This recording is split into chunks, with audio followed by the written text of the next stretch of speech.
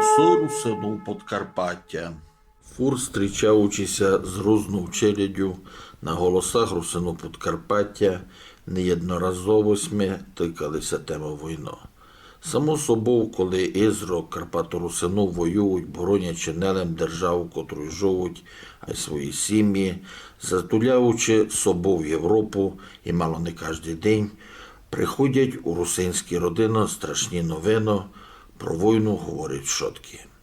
І каже герой книжки Володя Дев'ян, про котру однесь пойде бесіда, коли москаль прийде сюди, боронити нашу землю буде пізно, тому сперти його треба чим далі від Закарпаття.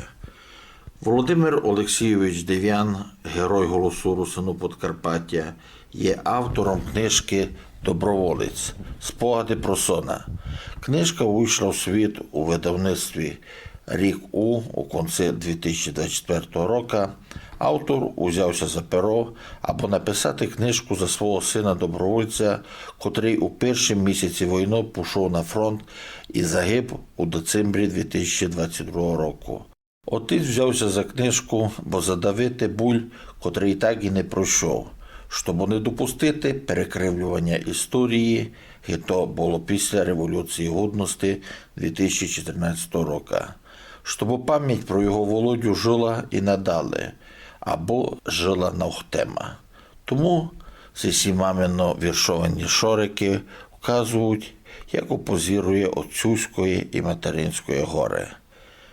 Тот буль страшний, що прямо в серце б'є, як плуг, що наярився в землю вростать, то думаш, може, з часом одойде?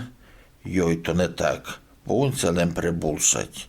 Тот буль такий, і тот єдкий червак, що вну упнявся, там, де тихо точить, кліщами в серце врізався, герак, і все життя та рана кровоточить.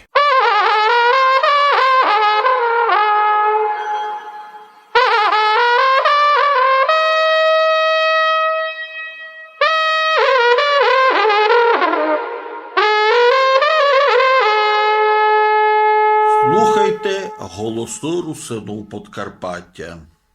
Володимире Олексійовичу, слава Ісусу Христу! Слава навіки Богу! Володимире Олексійовичу, коли у вас з'явилася ідея написати книжку про Володю? Коли ми дістали інформацію, що малий загинув, то була така трагедія. Ми такі були убиті, не лише з жінкою, ціла родина, що ми не могли повірити, що воно могло такое статися. У свій час наша сім'я Файта якось дуже патріотична, що ми ще починаючи із 13-го року, у 4-му, коли була перша революція, особливо на другу революцію гідності, нас вся Файта тому участвувала. І цей спокійний син. І дуже много з фірм, много людей участвувало у всю революції гідності. Якраз 17-го ранком я їх зустрів на вокзалі, вони хлопці за свій рахунок їздили. Я їм давав безплатні відпуски, там вони ротацію одні других міняли. 17-го... Це вже коли АТО? Ні, то коли ще було 17 грудня 2014 року. То ще туди.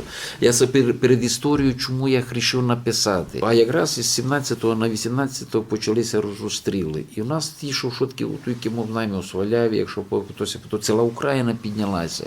І воно так перейшло, що коли йдуть ці торжества, до тих роковин приурочено, і позирав много людей, такі, котрі нам тоді старалися палець у колеса класти, тирка, вишиванку надягали, такі патріоти, що Боже упаси. І ми то не зафіксували, не написали, ми ніде не то не знаємо, є куча фотографій, є то, що ми ще пам'ятаємо. Но наше покоління рано, це пізно, бо так світ устроєний, що ми маємо одійти. Єдні приходять, другі відходять, йдемо своїм багажом.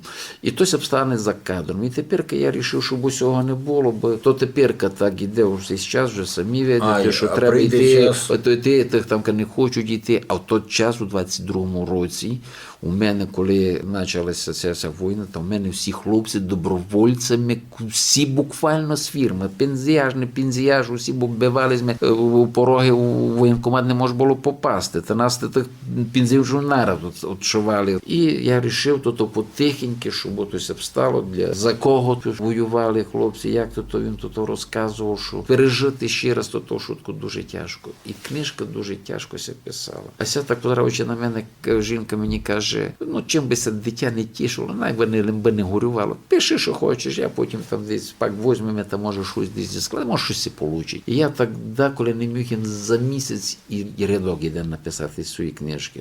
Деколи так вночі стану, і мені так якби прорвало, і починав то все писати, і пише, складується. Ну це так помаленьки набрало. Десь була невіста, мені дала контакти хлопців, бо вона більше з ними то піддержувала. То я підняв свої переписки, що ми з ним переписували, як воно потихеньки все одно це почало вирисовувати. І позирав, мені треба було тільки усю книжку, я ще планував був покласти один розділ за Революцію Гідності, він дуже активну участь там приймав. Ну, всі хлопці наші з фірми, всі в Легіні, там, де не, то вони себе не вважали. І коли він каже, що, ну як то я буду, ну, бо гріха не таєте, коли він мав 18 років, ну, кота де служили, не до армії, то було непрестижною, щоб то задар час тратити.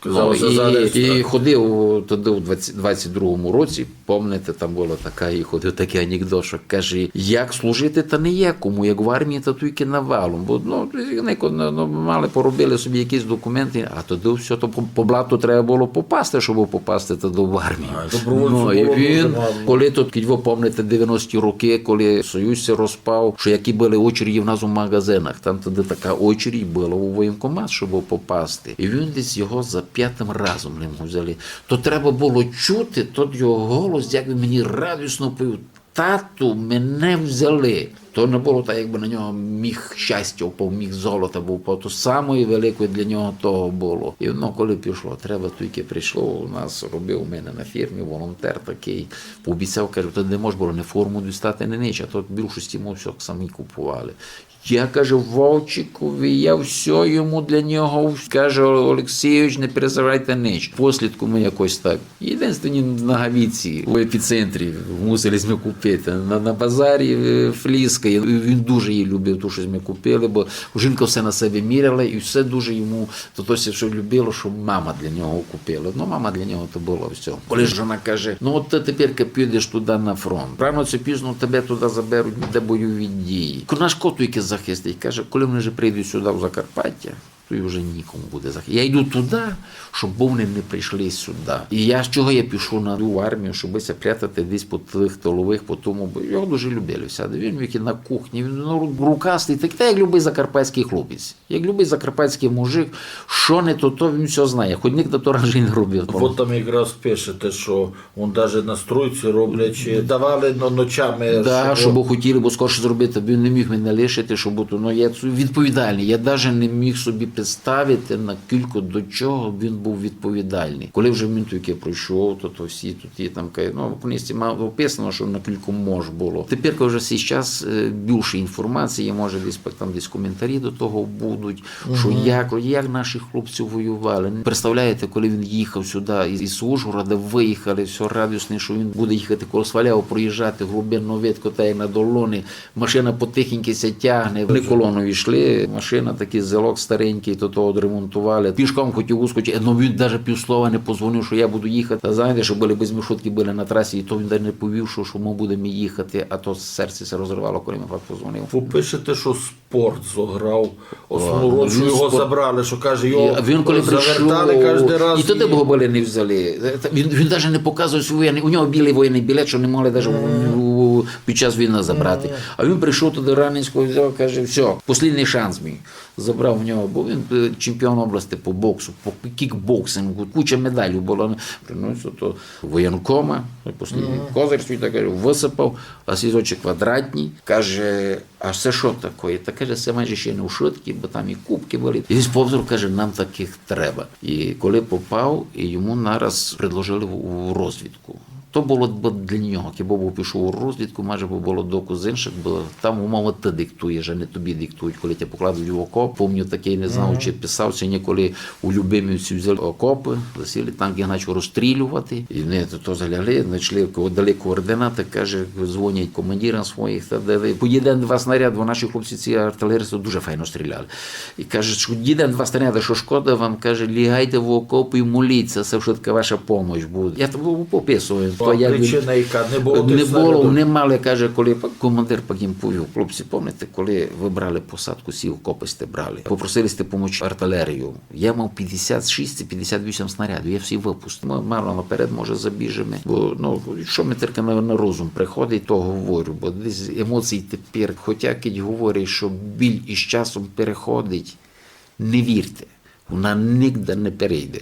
З часом вона стає ще більше. Тепер вже може все не міг написати, бо все собі задавав вопрос. Це міг я то щось поміняти. Коли ж воно починає десь між собою говорити, і оказується, ми не могли змінити нічого. Він такий у нас сироти, він для других людей, не для себе. Що то каже, я вас там не захищу, то який я вже не буду годен захищати. І коли вони після Житомира їм дали команду, бо там, каже, наші на правому березі Херсонщини почалися штурмові дії, він мав йти по Енергодар. І ми знали, де він не хотів не дзвонити, не щоб ми хоч орієнтували, ось де він є. Та що каже, давайте зайдемо в магазин. Його карточка була прив'язана до невістчиного телефона.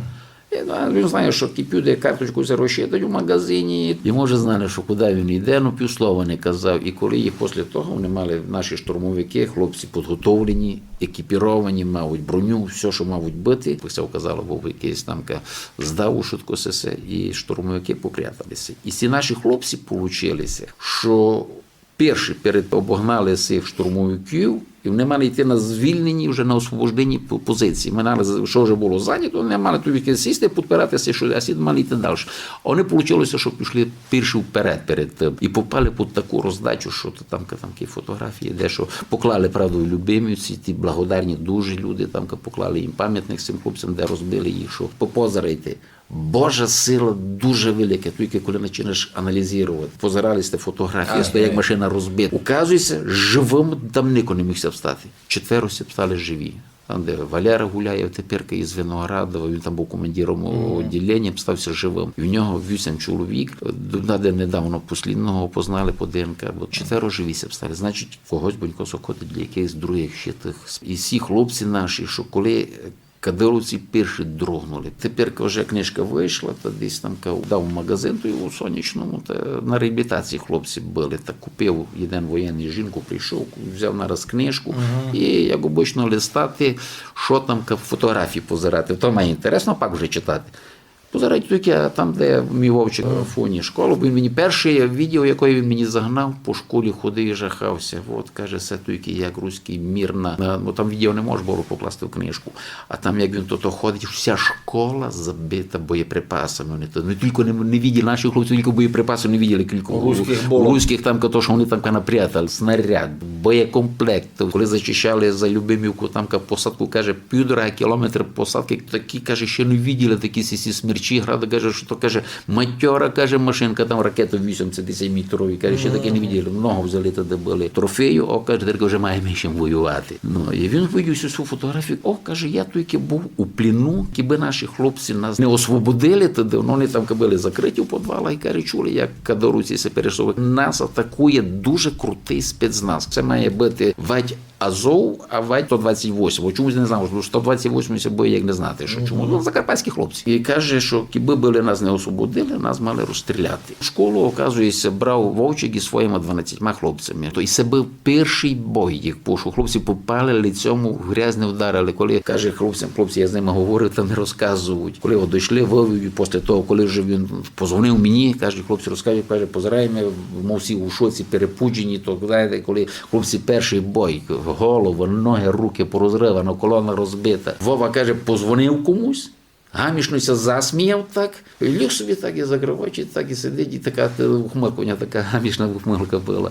Через якийсь час відкрив очі, хлопці, що там, на москалі пендівлю дали, а ми їм що, не дамо здачі чи що? Каже, ну давайте дамо ж собою, що то каже, позирайте, в нас є тільки автомати маємо, боєкомплекти є, щось діставайте, де котрі наші хлопці, десь бандуємося, та щось мало, що, та каже, на танці ми мало ходили, та каже, це тільки не інше, а тільки, каже, ще маємо і автомат. Ну, та каже, тільки вияснили обстановку, попросили, бо мало там їх артилерію припомогли, тим часом подобралися під окопи, ривок, і убили. Ну, наші хлопці їм там указали, як має бути. Навіть які тепер позераш по тому, що кілько вони територію освободили. Вони за 2 дні тільки територію освободили, що руські то руками не можуть то взяти. Бо я написав все в книжці очима простого солдата, штурмовика. А то, оказується, саме така тяжка, неблагодарна робота, бо їх поклали в окоп. І він там мусить сидіти. Стріляють, не стріляють, але то мусить сидіти. І так, коли вже там на тому і на Бахмуті та розказували, як таке.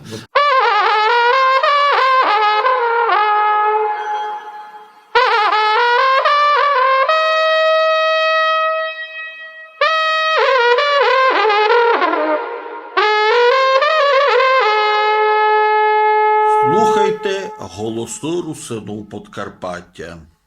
Перша частина це якраз за Херсонщину розказували. Перше було, я тільки перше вони коли прийшли, їх нараз вже йшло звільнення Херсонщини. Вже було там кудись місяць, наші там старалися звільняти, вже йшло там. Я книжку як построю, я хотів ще більше треба було, як він в дитинстві, який він був в дитинстві, він був такий. Жінка в той час, ну, знаєте, коли Союз розпав, там було дуже много, каже, виживав кояк міг. На базарі десь мало торгувала, завозили ми, я все привезу по пару ящиків тих конфет возьму. Не продала ні одного цукру. То він все радий, бо дітям роздали, всі їли так, як має бути. З хлопцями це бавили. До нього хлопці се ліпили. Він сам по собі, хоч комплекції був не геркулесовської, але дуже спортивний був, такий, що жилистий, такий, що був. Він не був жадний ніде. Що теплої при душі було, все йому. Дуже любив, щоб був швидко віддавати дітям, щоб було то. Не забуду ніде такий, яка любов до мами. У нас такі коли. Я все по роботі, на другої, жінка на роботі, жона на роботі. А він тільки прийшов до сусіда, там у нас напроти, каже, Вовчику, я тобі дам їсти. Каже, та я то, дядя Юра каже, дайте мене мамі, бо мама прийде в школу голодна. Бо мама покормити. Що в школі, що в технікумі колись вчив, по натурі не міг бути другим. Він не мусив бути першим. Коли, пам'ятаю, на змагання ходили з ми, та він коли приходив, то каже, Люся, буксувати, бо каже, то тобі тату треба. Мама каже, та чому ти не буксуєш? А каже, за що, каже, їх буксувати? Каже, не першим вдарить. Такого, щоб щось із на фірмі, щоб зробити, він робив, єдине міг зробити, за бригада тільки не робила, тільки він міг зробити. Любили хлопці коло нього робити, бо він такий, роботяга такий, що підпомнити про групу Попасну. І там брали, каже, наших низьки 5 взяли, каже, а він ще другий день, це перший день прийшов туди, той день якраз забрали, були, їх чули на Попасну. Кажу, Вова, без бойової підготовки, бо чоловік вистрілив навіть тих, коли присягу раніше не міг прийняти, бо не вистрілив тих, кілько там патронів треба було. Тоді ці 5 ще про руську армію, а тепер не помінялося річ, потім що тепер це робить, переходимо на свій стандарт. Хоча мені це видить, після цієї війни, НАТО буде переходити на стандарт України. Отак воювати, як наші хлопці, меншим числом, кількому територію освободили. Ну я вже, коли мало говорячи з хлопцями, я зробив для себе висновок, ну то мій особистий висновок, я можу і ошибати. Самое сильне – то є наш дух, який не може нічим перемогти. Коли я говорю з чоловіком, вже тепер, в цей час воєнних відношень не таке, як було в 22-му році. Вже десь мали не так чуть не впрямовував. Час, змучилися люди, розумієте? Чому десь не то? Ще тоді казав мені покойний Басин, що каже, тату, воювати, мав ті, ко знає, ко може кося родив вояком. Коли я говорю з хлопцями, і він мені каже, повів мені такі, мені дуже сильні слова. Дядя Володя, коли я звідав, кажу, тепер, це пішов би ще добровольцем. Він так все задумав. А куди б сидів? Пішов би, звісно. Ви думаєте, вони би прийшли сюди на Закарпаття, не би се сперли на границі? Ні. Ми всі пішли би не, каже, 18 років і до 60.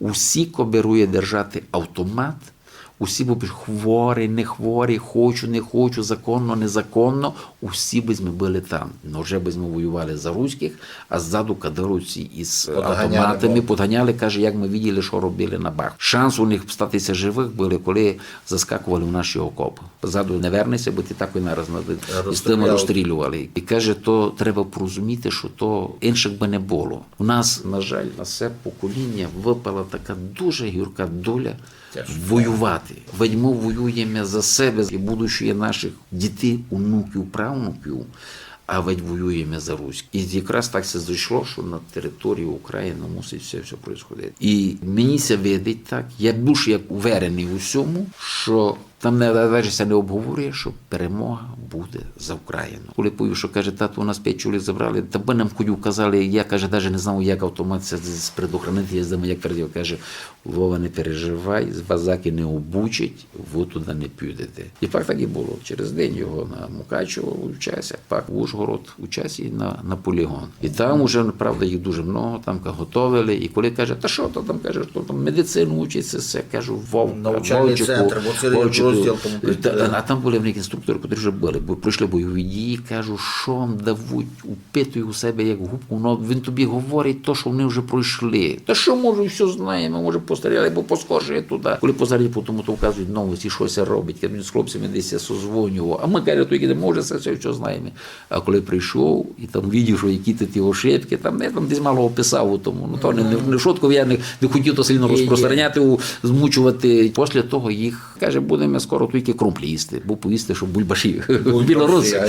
Ну, я так порозумів, що він десь там на тому, він півслова не казав, де і що і як. Ну, це правильно. Ну, він каже, будемо скоро крумплі їсти, а там було тоді опасно, що можуть відти полізти. Ну, і вони там десь якийсь час були там, і я хотів таку книжку включити, що як попав росте, як був рай. Природа, що в Закарпаттю, що там своє, коли качучки там плавають, потім він заганяв фотографії, озерцята, люди наші там маленько занюхтіли руського міра, як вони там прийшли, що вони там тут їздили, робили. Ну і там кілька було, я там колись маленьку частинку описав, як там знімав розтяжки тут, бо там було того подарку понадержали нам доста, і знав, що то будуть там діти. Ну і пак, коли вже від дало, що вже будуть їхати, і вони попали, каже, їдемо, раз будемо йти, попаду майже в гості до сестри двоюрідної, тому що знаємо, що сестра живе в Кривому Розі, а Віта вже пак вже зажив.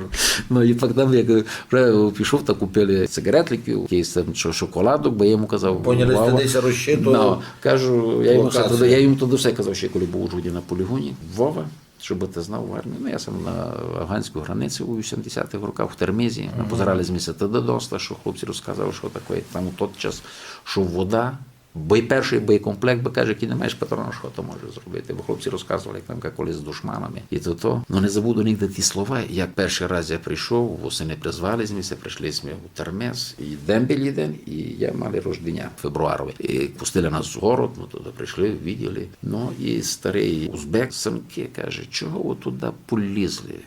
Там іще тот народ неко не переміг. Про Афганістан. Про Афганістан. Каже, тот народ іще неко не переміг. І ті місця слова так урізали у пам'ять, як не знати що. І думав, що у нашого народу дух не чуть не менший, як у афганців.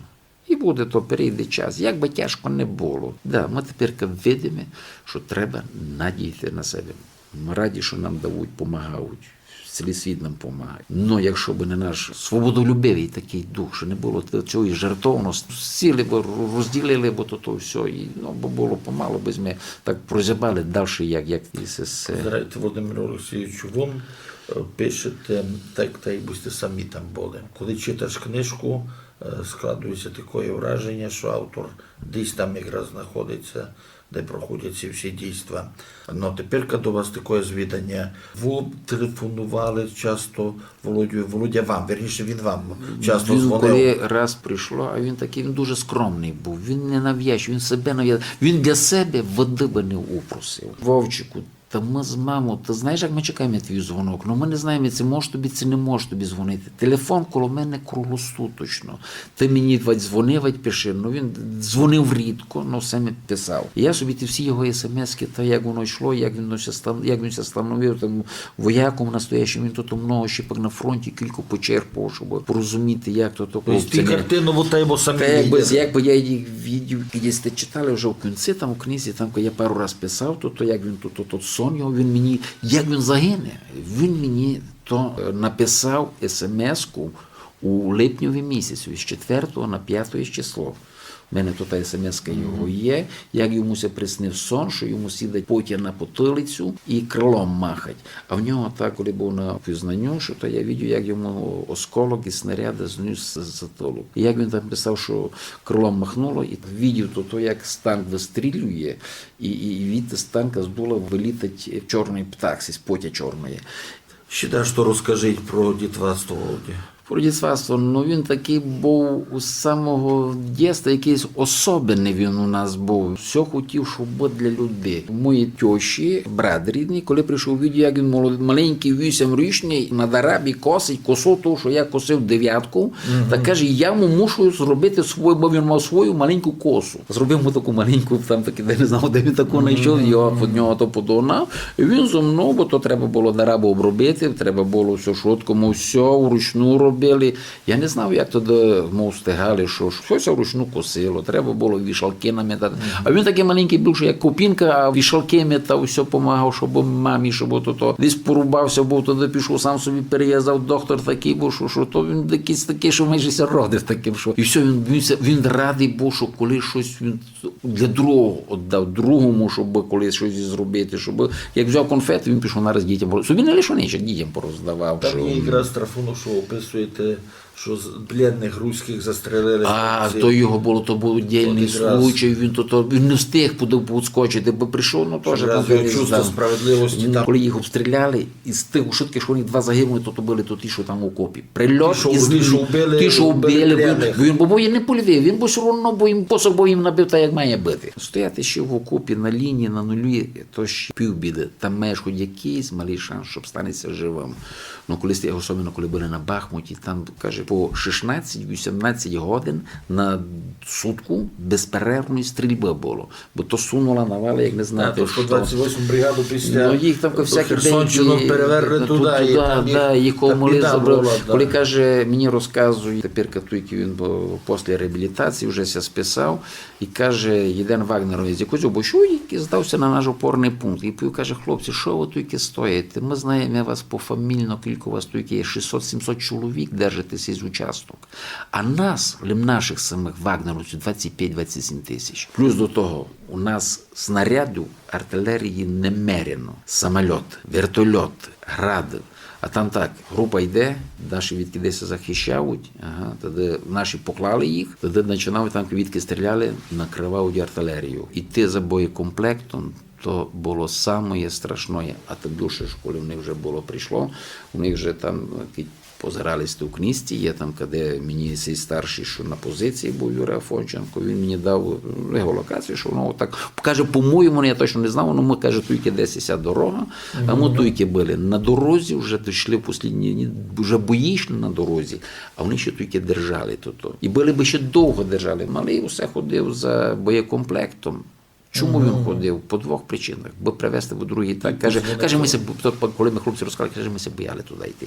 Він такий був, що, а він йшов би нам позвонити, бо повісти, що як у нього все добре, там ми так собі тільки думаємо, що на курорті він там, а там візьме в декабрьові місяці, піде там за городу та поспи, поночує, а ще купає окопи. І коли ще 14 прийшов, позвонив, що все добре, та тато не дзвонить, я хотів просто пізнати, що в мене все нормально, все як має бути. А коли було прошлого року, 24-го, була панахида на Алеї Слави у Сваляві. Ми під'їхали там, в нього, де в техніку ми посадили, там калинку, де він се вчив. Там було тоді 3 чоловіки, що в техніку ми вчили загиблі. Він там у центрі. Тому пішли там лампадку запалити. І підбігають до нас чоловік. Ну, тих, хто воював, то не можуть лічити. Бо я вже їх там кажу, що він підійшов. Слінний говорив, бо він, коли пак вже 14-го вночі дзвонив до мене, а дулі телефон не бере. Та невістка не було зв'язку з невісткою. Та виділись ми по телефону, що нам передали кнопочний, то він із того дзвонив з Київстара. Та каже, він мені подзвонив, повів мене. Він не знав, доки буде мене держати, ну, мовіться, живі не вийде. Він знав, що він не вийде живий. Другі би на його місці, як там були такі, що пішли за боєкомплектом і не верталися. Контузія є, друге,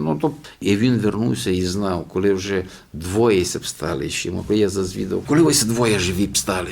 Ви спокійно могли дойти і тої позиції, вам би ніко півслова не повів. Він так на мене пообзирав, каже, дядя Володя, у нас було на той момент 1/200, Максим, що такий першим прильотом на крило у міні-бліндажові, 3 300. Троє ранених. Винести оружие і винести їх у швидких, ми двоє не могли. Ваш малий би лишив їх тільки. Кажу, наскільки я знав свого малого, малий би їх не лишив. А я теж доброволець. Ми се живі б стали, благодаря вашому Вовчику. Слухайте, я якраз читав, знав Другу світову, скорше, які проходили війни. Чому в окопах не є офіцерів? Чому дуже багато руських офіцерів гибне? Вони йдуть так їх женуть з солдатами. У нас солдат має свій опорний пункт, він командує, має тепер, вже він то видить у телевізорі та як ту реальну картину, бо тепер вже пішлися всі дрона. Ми їх вже руських десь у чому дачу переганяємо. Чому? Я так думаю, я не знав.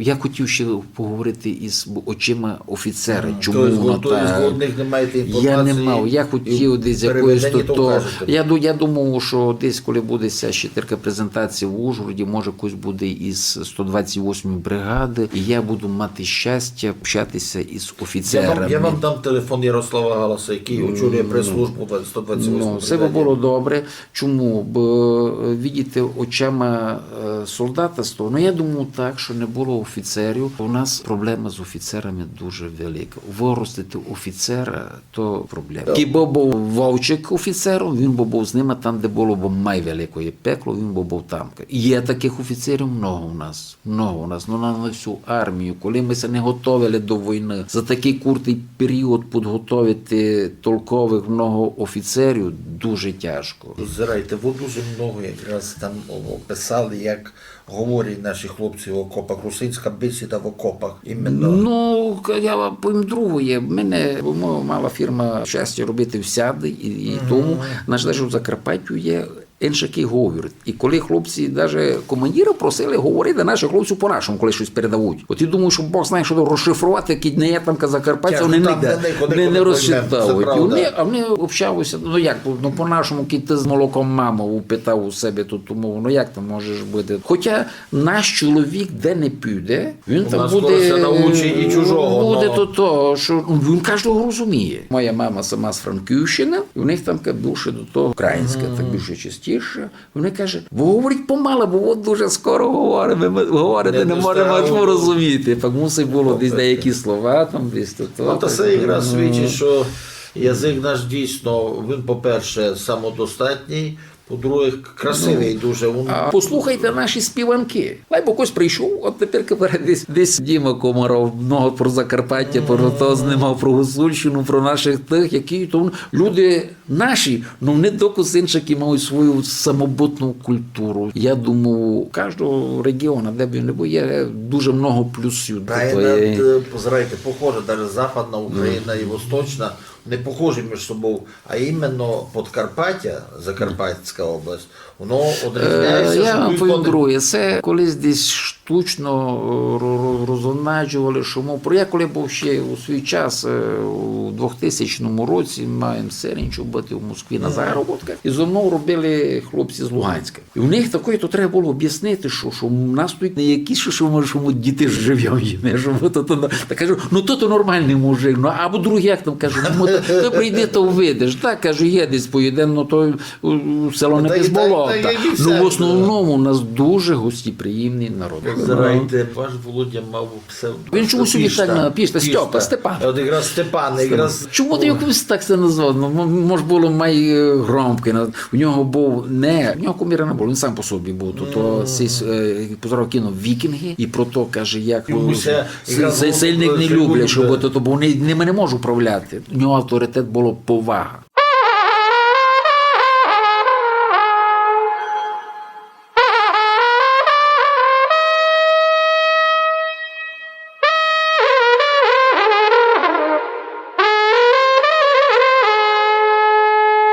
Слухайте голоси Русину Подкарпаття.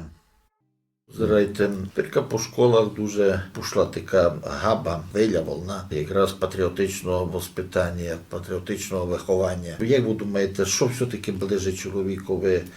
Хижа, в якусь родив, село, де жив, це все-таки держава, в якій жив. Особисто для мене, хоч я мав 2 вищі освіти, закінчив 2 факультети Львівської політехніки, для мене все колись було, держава то щось таке велике, непонятне. Заки би мені мій вовчик не об'яснив простими словами. Держава то є отець, мати, жона, дитина, а воно є туйки і воно є всяде, та як Бог. Тобто локал, Він є він є всяде. Каже, це ви думаєте, кидя отамка не зопру, він сюди не коли вже прийде сюди, що може туйки з тим зробити? Це правда. Я за то і вирішив книжку написати. Перейде час, це все кінчить. Всі війни се кінчали у світі. Яку ціну велику, дорогу, що Будуть як перефразовувати, то все має що бути як то це історія тяжко окремо. дістало. Що плануєте робити далі? Коли ще мирний час був, він десь там хлопці все обрали десь з собою. Каже, а що ви за мене так переживаєте з мамою? Коли десь він пішов, десь з мамою пізно прийшов.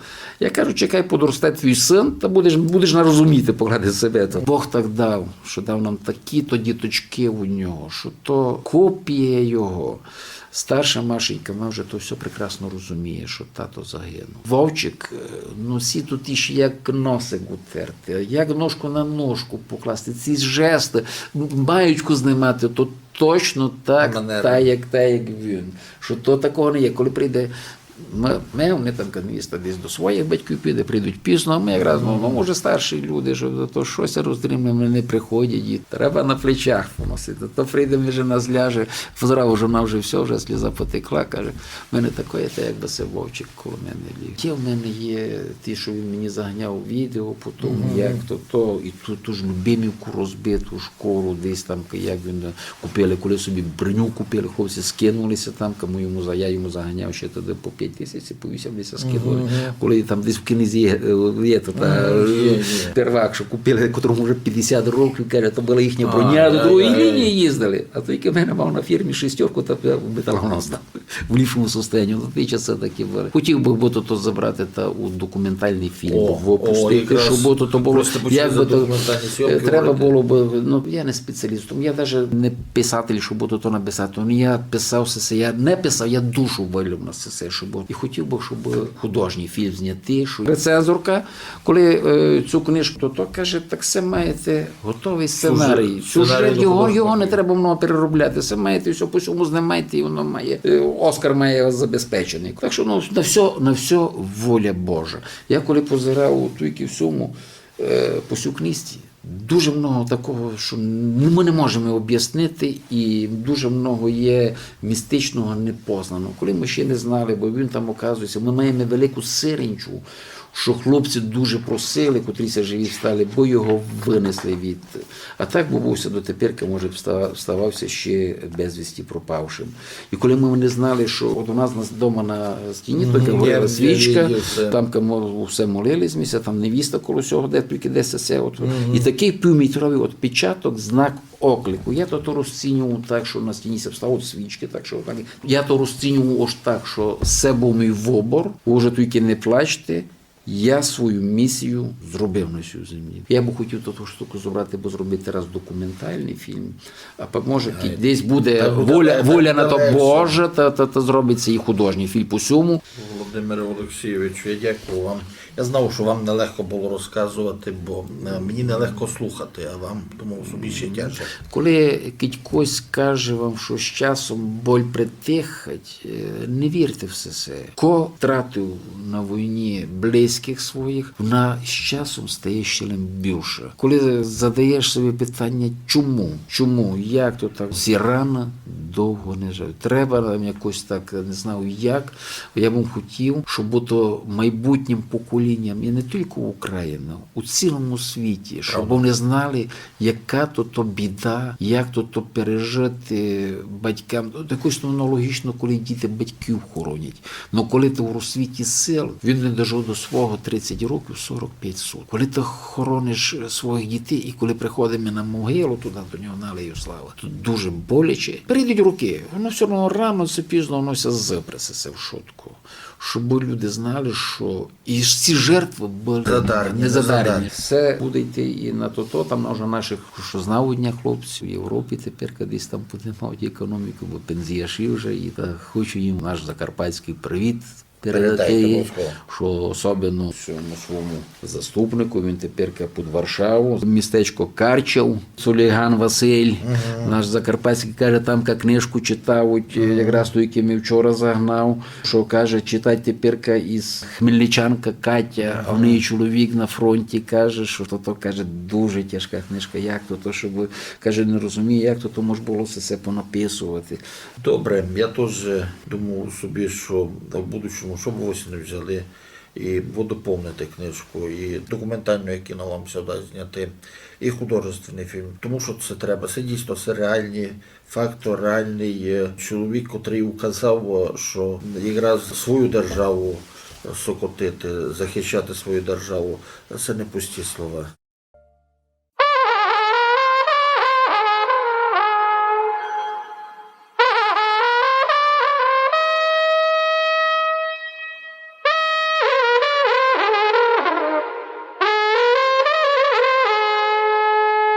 Голоси Русину Подкарпаття.